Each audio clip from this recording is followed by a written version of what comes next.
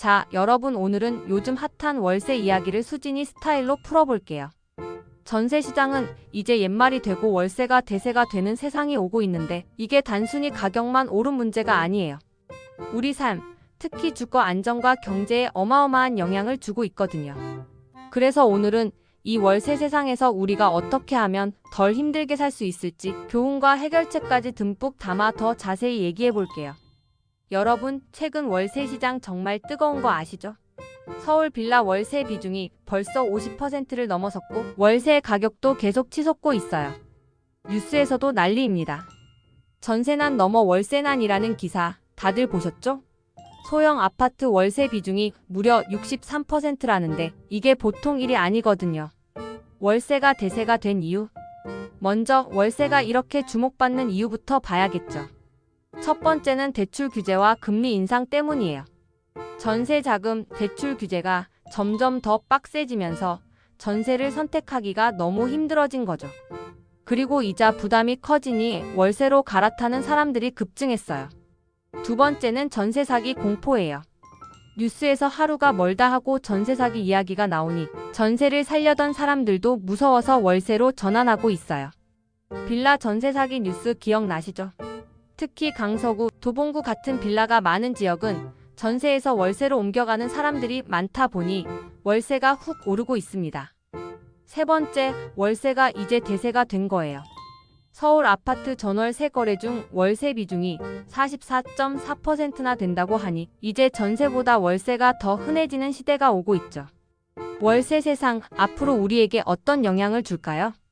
이제 문제는 월세 대세화가 우리의 삶에 엄청난 영향을 줄 거라는 겁니다.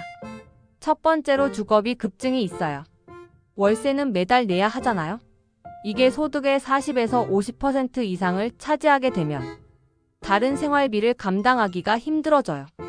특히 청년층이나 신혼부부 같은 주거 취약계층은 더 큰 타격을 받을 거예요.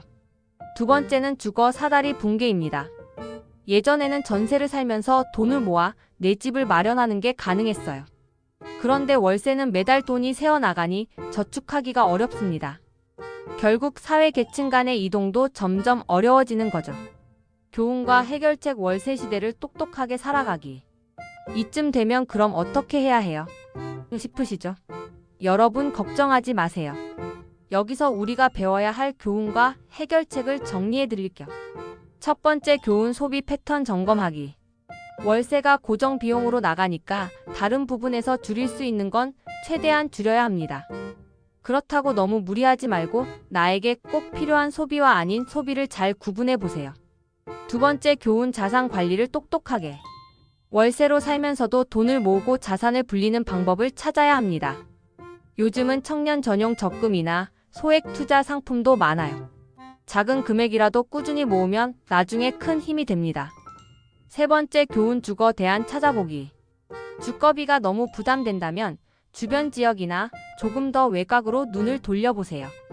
요즘 교통도 잘 되어 있어서 꼭 도심 한복판이 아니더라도 충분히 살기 좋은 곳이 많습니다. 월세 대세화가 주는 또 다른 교훈. 여러분, 월세 시장이 이렇게 변하고 있다는 건 단순히 돈 많이 드는 수준의 문제가 아니에요. 우리 사회가 전반적으로 변화하고 있다는 신호거든요. 첫 번째 교훈, 주거 안정은 권리다. 월세가 대세가 되는 건 이제 피할 수 없는 현실이에요. 하지만 그만큼 우리 모두가 안정적으로 살 수 있는 정책과 제도가 필요합니다.